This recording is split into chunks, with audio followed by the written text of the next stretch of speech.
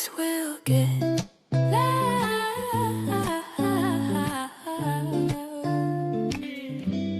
This will get loud. Hello and welcome to This Will Get Loud, the podcast where we discuss parenting, motherhood, and being a working mom, along with trying to live an intentional life in what is becoming an increasingly chaotic world. I am joined today by author and career guru Kendra Court. Kendra is the author of the book, The Thing You Are Meant to Do. She works with mid-career professionals break free from the career trap and helps them find meaningful work using her Clarity to Change method. Welcome, Kendra. I'm so excited to talk to you today. Thanks for having me, Sarah. This is exciting. Yeah, of course, of course. So let's get into it. I know that you work with like mid-career professionals, but what is a career trap and why do we need to avoid it? And what do you do once you find yourself in it? Great question. I think it it really depends on how you approached your career initially. So I'm a Gen X, and I think, we were sort of taught this way to approach our career, which was from the standpoint of security and safety and financial stability. And, words like joy and happiness and fulfillment weren't really discussed in that career space. Yeah. And so if you took your influences from parents or society, very well meaning, but you could fall into a career trap and in terms of being misaligned with work that brings you joy or brings you meaning or brings you fulfillment or purpose. And a lot of my clients, I say career trap because they thought they were getting into a career that would have longevity or sustainability, um, when in fact, a couple of decades in, are feeling stuck and unfulfilled or dissatisfied. Maybe the work itself is misaligned. Mhm. Maybe they're an extrovert, but they're doing coding work or really introverted, isolated work. Yeah. There could also be an incongruence with the environment they find themselves in, right? Toxic work environment, bad boss, misaligned culture, that sort of thing. So I think when we start to really get to know ourselves in our mid career, you start questioning then, is this for me? Is this the right fit? And that's why I say it's this sort of career trap, because if you became a lawyer because daddy was a lawyer, but you Wow. actually hate being a lawyer, right? Yeah. Then it's like, well, what do I do now? Because I've invested this time and energy and effort. And now it kind of feels like a bit of a trap because what do I do? How do I get out? And what can you do next? And it's so interesting you say that because it's not just time and energy, it's money too. Like, using a lawyer as an example, like those student loan bills, they have to be paid. And so when you go and you're talking to your parents and you're like, I want to follow my bliss. I know for me, my parents were like, okay, but just make sure you have something that you can kind of fall back on. Yeah. Um, Well, and especially if culturally, like my husband, was an immigrant, his parents were immigrants. And so it was like, oh no, we didn't bring you to this country to be a musician. Like, yeah, because that's what my husband really, if he were to have followed his bliss 30 years ago, he would be a musician probably. But that just wasn't an option because his parents were like, are you kidding me? We didn't bring you to this country so that you yeah. could F off and be a musician. You're going to get a science degree. Yeah, for sure. And so then it becomes like you're responsible then for your parents' kind of expectations, as well as trying to figure out what it is that you wanna do in the world. But something that I wanted to just kind of, like, reiterate, though, is nowadays, because like, when I was going to college and contemplating college, my grandparents were still alive, and their work experiences are much different than now as I'm, like, a midlife person. I've gone from job to job. Whereas my grandfather and my grandma, they had the same job for like 40 years, 50 years. And that's just not the norm now. But I think to your point, there can be a misalignment actually in the work itself. And we tend to think it's the job, like, it's like the like the culture. It's not a culture fit or it's not a this fit. And we keep like kind of hopping from organization to organization, hoping it'll get better, but it's actually a misalignment with what we're doing. Absolutely. Absolutely. Yeah. I mean, gone are the days of getting the gold watch, right? I mean, my granddad worked at a company for 30 years and literally got a gold Yes. watch. My dad got like a 25-year Rolex for her. Yeah. Yeah. Right. Exactly. And that gone are those days because loyalty, I hate to be a naysayer, but like loyalty's not rewarded the same way it was. And I think for folks, the evolution of technology and changing times, right? Innovations make certain roles obsolete or redundant. There's a lot of redundancies. There's way more M&A activity that's happening, right? Mergers, acquisitions. Mhm. There's just a shit ton more, pardon my language, but there's just so much more movement than there was in our grandparents' day. And so for those reasons, for the growth of an organization, making whole swaths of people redundant and taking away when you're remapping territories or you're remapping workflows and verticals, you're actually making whole sections of folks redundant at that point, right? Yeah. So the loyalty isn't really there anymore. So I don't think um, people are getting the gold watches anymore. And I No. think the other piece of that is in order to move up, certainly in financial institutions and in other sectors, in order to move up, you have to move out. Mm. So Yeah. if there just isn't a line for you to get to the director level or the VP level, then you're going to go elsewhere in order to make that leap. There There's is less just a ton. ladders. Yeah, there's way less ladders. Yeah. And I think that was the other approach that us Gen Xers, we were given that advice from well-meaning parents who did have the ladders. Yeah. And so we thought, get in somewhere, grind, work hard, show up, do the work, and you'll eventually climb the ladder. But it's just not the case anymore. Yeah. So when someone comes to you, what's the process like? Are they filling out like a personality test and you're like, because I remember that like in high school, you take a personality test and they're like, oh, you should work in marketing. And yeah, like, okay. Like how do you help someone that feels like just stuck and they're not quite sure what their next step is? Oh, great question. So my approach is a little different than a lot of my colleagues in the career coaching space, because I do subscribe to quite a bit of woo woo in my process. Me Even too. though Okay. so I have a 12-week program that I take my clients through. And the first few weeks of the program is an inner wisdom activation. So it's really activating your inner wisdom. Some people come to me and they've never listened to their inner wisdom. Mm. They don't even know how to listen to their gut or their heart. So it's first about sort of tapping in to that knowing, that inner wisdom, trusting it, right? So there's some self trust building in there as well.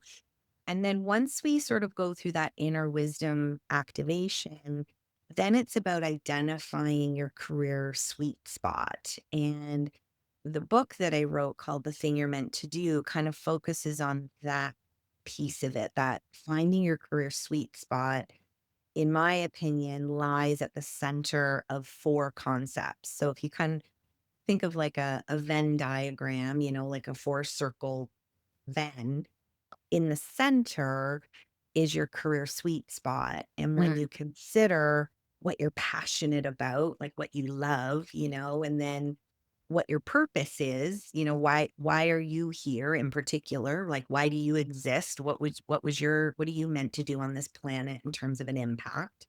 Yeah. Then we start to look at skills and talents, right? So then we look at the practical, what innate gifts do you have? What are you really drawn to in terms of your skill set?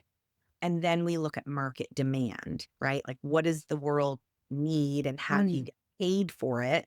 Yeah. And then if you consider those four and look at the center of that, it's your career sweet spot. And so once we identify that, then I can take them through more of the tactical and practical application of, okay, well, now we know how do you do it, right? How do you Right. actually make an intentional career change to do that thing that you're truly meant to do? I love that you include market demand because I find that sometimes when I'm talking with, other people about their career or, I worked a lot with people that wanted to start businesses. Yeah. And a lot of them look at their passions and they're like, oh, I'm a knitter. I want to start a knitting business. But they only want to knit like uteruses, let's say. And it's like, well, is there like, you'll probably sell some. There's probably a ceiling to maybe that business. And so I think like market demand actually is pretty important when you're talking about your career because some of these things, to your point, are getting, either AI is taking over or there's less demand for those types of roles. Yeah. Um, I call it in the book, I call that circle feasibility. mm, So the practical steps that I take my clients through when we get to that kind of module, almost like a feasibility study on themselves, right? So mm, it's like some market research and looking to, what problems are out there in society right now, where are the holes that need to be filled, where are the gaps, and then without abandoning yourself, how do you then parlay what you, including your passion for knitting uteruses, maybe, but yeah, like, how do you parlay that into something that the world needs and you can get paid for? Because, yeah.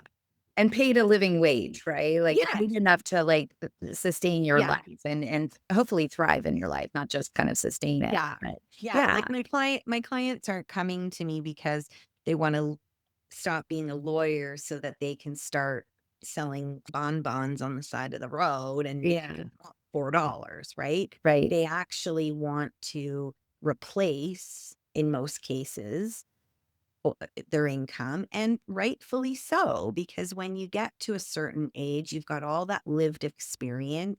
You have so much wisdom and expertise to bring to the table. And so it was interesting. I was listening to the radio the other day.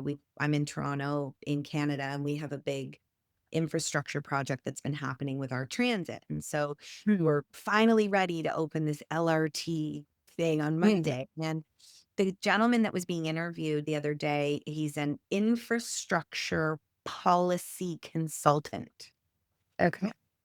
And so what dawned on me when he was being interviewed is you don't do that at 20 or 25, Right. right? Like, that's only something that you can do once you've got the lived experience to Yeah. actually be a critic and a consultant and advise and champion or whatever he's doing. You have to have cut your teeth and walked the walk for a long time in infrastructure before you can start advising on policy. And so I think a lot of it for my clients is figuring out how to take their experiences and niche and elevate to the point where we're really tapping into their greatness now at Mm, this level. yeah. Well, I love that because it's definitely you're evolving. You're helping them evolve from kind of the place where they are to a place that feels a little bit more expansive and more aligned with who they are. And I think too, it also really speaks to our needs as human beings because I know my needs as a 20-year-old in terms of fulfillment Yeah. were very different than my needs as a 50-year-old mother of two mid-career. Right. Yes. Yeah. 100%. and our values change. I mean, I started my career in the pharmaceutical industry, and my 23-year-old self had very different values than I do, to your point, as a 50-year-old mom and wife and business owner. Yeah. So, I think our values change. And that's actually one of the other exercises I take my clients through is like a values identification, Mm. because our values do evolve and change, right? You don't have the same value set now that you did 20 years ago. Yeah. And what fulfills you as a 20-year-old is so different further on down the road. Right? Absolutely. And not that one is better than the other, but it's different, and to think that the things that satisfied maybe 20 years ago are gonna still satisfy, it's unrealistic. And so I love Absolutely. that you're Right. And then those values, I think, really provide a framework for decision making, right? Because my clients will then identify what their workplace non-negotiables are based on those values, right? So again, in your 20s, you probably were more willing to trade off something, yeah, right? Because you had your eye on the prize, and maybe you were climbing a ladder, or maybe you were in the hustle and trying to get ahead. And so you were willing to trade off things that now at 50 you're not willing to trade off anymore, right. right? And so those kind of value exercises are really illuminating for my clients, because then when they're crystal clear on what those are, that becomes their, like I said, decision making framework, right? Oh, this opportunity that I've been exploring, it doesn't actually satisfy my non-negotiables. So that's an easy no. Looks Yeah, good on paper, but when I actually dissect it and measure it against my value set, it doesn't align. yeah, So, we can try and force ourselves and jam it in, but it's going to be a misfit, right? yeah. So, it may work now, but it's not a sustainable fit, and they'll That's it. just be in the same position like a year from now. Absolutely. I was with a client this week, and she's looking at a senior VP role, and we vetted the job description and the opportunity and so on. And what she discovered was she was being drawn to it partly for the prestige, right? She's been a VP for a while, so this SVP would be a step up, and it felt um, really good to her from a prestigious standpoint, and visibility and credibility and validation of her hard work and that sort of thing. But when we actually looked at what was going to be expected of her, that there was a lot of chaos, and there was a lot of managing some high stake transformational pieces that she just wasn't into anymore. Like she had gone through a decade of high stakes, high intensity, chaotic, bootstrapping stuff, and she'd moved beyond that. So while the title intrigued her, and the role, generally speaking, intrigued her, when we looked at it, it didn't match up to Mm. her value set. And so unfortunately, it was a no. But I truly believe, and this is the woo woo part, Sarah, so just bear with me.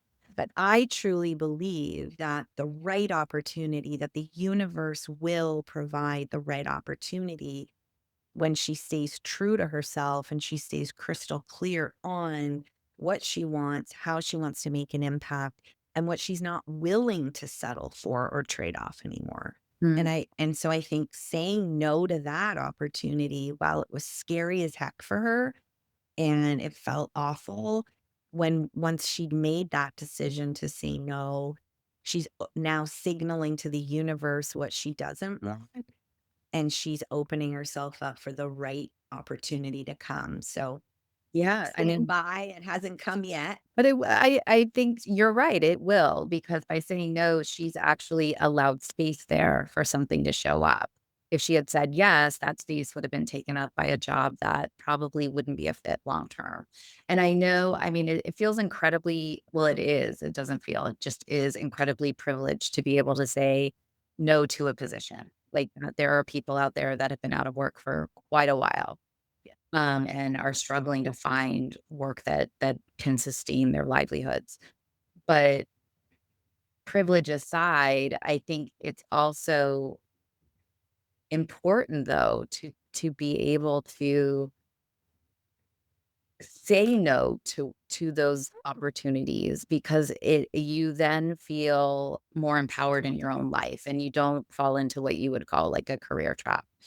And Absolutely. And it's not then you're not abandoning yourself, yeah, right? And I agree with you. I mean, there's a certain amount of privilege in being able to say no. And I always coach my clients on, taking the bridge job, I call it, right? Like if you are in a strapped position and you need something for the meantime, mm, then take the bridge job. But then that looks very different too, right? yeah, Because what I would say is the bridge job has to be something you can do with your eyes closed and your hands tied behind your back. And it doesn't take, I'm sorry that's happening, but it should be something that will take minimal effort, energy, and capacity from you so that you still have the bandwidth left over to be pursuing the thing you're meant to do.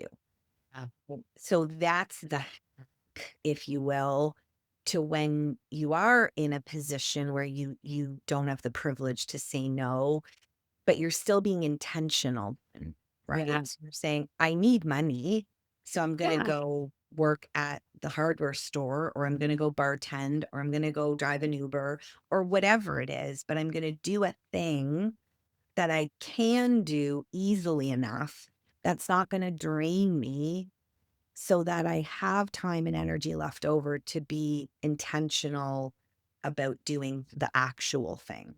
yeah. Which is such a it's a more powerful position, I would think, for your clients, rather than, because I do find like the whole like kind of job seeking process can feel very scary and very, there's like a level of desperation sometimes that drives that, especially if you've been interviewing for a while and you're just like, I've just got to take something, Yeah. which doesn't feel good. And you definitely, you feel like you're at someone's mercy to hire you. But the point is, coming back to your client, she had non-negotiables, and you don't wanna say yes to just anything because, then you would be kind of turning away from yourself. So it's a much more empowered position that you're speaking to. Um, And I think, I've got a gal right now. She came to me just wanting to hack the ATS, right? The applicant Mhm. Yeah. system, like the AI filter. Like she's like, I have been putting resumes out there for 8 months, no bites. Like I can't imagine going through this anymore. Like I need some. And so to your point about that feeling desperate, that is the sense of desperation. Oh, my tea is here. Oh, yay. Thank you. Um, Tea delivery, I love it. tea delivery by a handsome man. Thank you, handsome man. But, and so the tactical problem that she came to me with was, I'm desperate. I've been throwing resumes out there. No one's choosing me, right? Mhm. And Yeah. we all want to be chosen. Nobody Yeah. wants to feel like they're not being chosen. So now, after that process, sending all those resumes out, so now her confidence is down because she's not being chosen. And she just wants to figure out, like, she's like, tell me the tricks. I Mm. just want you to look at my resume. I want you to brush it up. I want you to audit my LinkedIn profile and just tell me the keywords that AI is going to, that filter, right? Yeah. But Yeah. she's like, I just got to get through the filter, Kendra. I just got Yeah. to get through the filter. And I'm like, okay, well, let's back it up because that's not my process. Like, we're not starting there, right? Yeah. And I'm big on external coherence. So that's why I do the woo woo and the internal work and the identity work first, because if the signal that you're sending is diluted or generic or optimized or over polished, and you're a wordsmith, so you can appreciate this, right? Like, if someone has like overly optimized their profile using AI just to get through the filter, guess what's going to happen on the other side, right? Like, if you're not clear on who you are, what you want, what your story is, what your through line is, what your narrative is, then the signal you're sending is obsolete or it's diluted or it's not true, right? It's not honest, Yeah. authentic, whatever word you want to use. And so I didn't give her the answer she wanted. She wanted me to just rewrite her resume, I think. But in reality, the ATS systems that are vetting resumes, they're picking up specific keywords, right? And if you Yeah. don't have those words and it's not a match, it's not getting through. But for this woman, we had to actually go back to the beginning and figure out what she wanted so that the signal is true and honest for her. And then the right people will see it and hear it and pick it up. Yeah.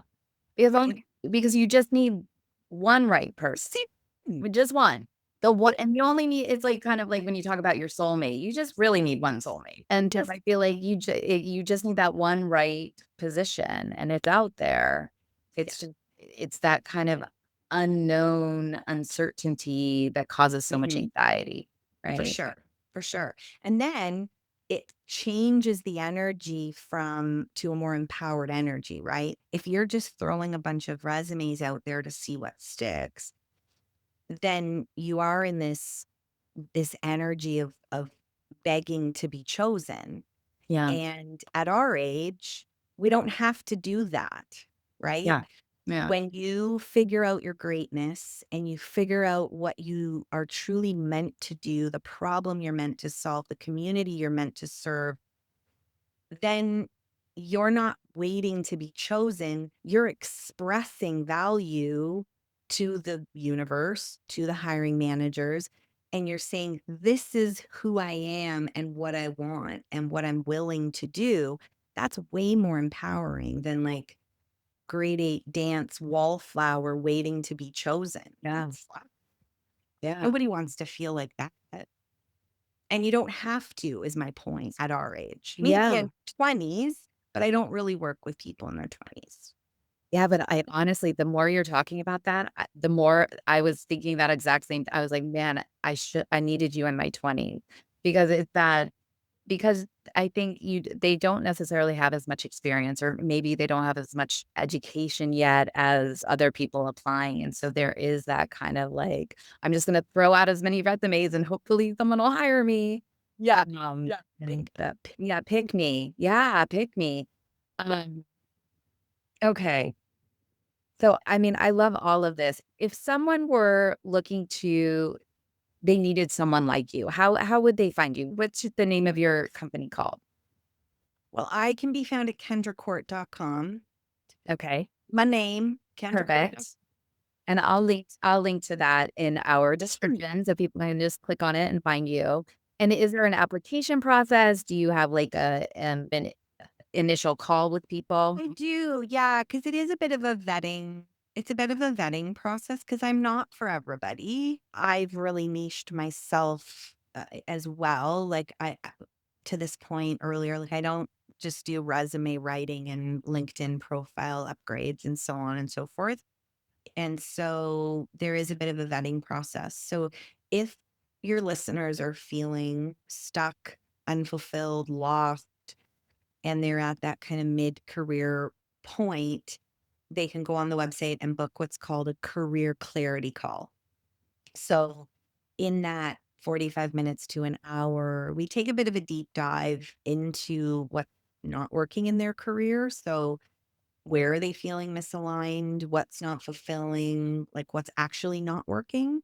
And then we come up with a game plan. And if it's the right fit, like if what I do is right for them, then we can discuss that. And if not, I can send them elsewhere. Because some people truly just want their resume rewritten, and that's fine. You Right. know, I've got folks in my network that can help them do that. And then that clarity call is very valuable to people, even in it of itself, even if we don't work together, because it's a dedicated time for them to explore their career and those incongruences, which oftentimes are just kind of rolling around in our head, right? Like you want to Yeah. talk about overthinking. Well, These and are the kinds of things. well, and honestly, how often do you have those kind of conversations? I can't tell you how many times I've experienced something in my career in the workplace where I'm like, gosh, I wish I had someone I could talk about this with because I'm not sure this is working for me. And it sounds like you're providing that base, which I think is really vital for people because those aren't the kind of conversations you typically have. At least I don't. When you get home from work, my husband and I don't want to do a deep dive on where careers are going. Oh, this is it. And but there's bigger fish to fry, right? You got to Exactly.